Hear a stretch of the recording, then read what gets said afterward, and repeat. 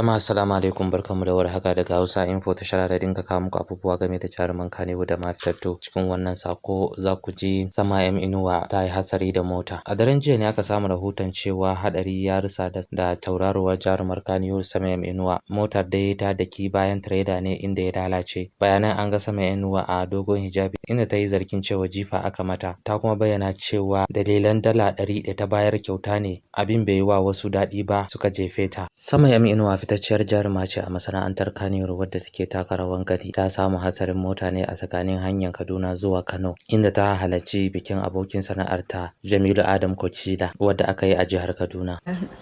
Mayu jifa ne. Wallahi jifa ne. Ta kawai daga bada kyautan dala sai jifa? A to akwai matsala. Ki daina kyauta.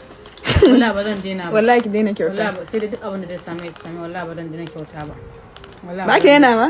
Sai sun kashe ki? Auta, kin kalli motar nan ba? Na kalle ta. Na ce miki mutum ya fito a ciki daki yadda? Ina zan yadda. To wallahi addu'an iyaye ce. Addu'a. Ba yanda aka iya wallahi sai hakuri. Ko mun ragar ko me kai. Alhamdulillah dai. To kada ki kuka. Alhamdulillah kin gane addu'an iyaye ne ko me faru? Ko me Allah zai aika maka zai aika maka shi da sauki. Da sauki. Ki kallon da muka fita a cikin motar. Wallahi alhamdulillah. Ga mu nan kuma. Ga idan ki ne. Motar dai ta jini ya kwanta nan. Allah. Wallahi wannan ta ciki dai. Cikin ma idan gashi ne ka gan shi?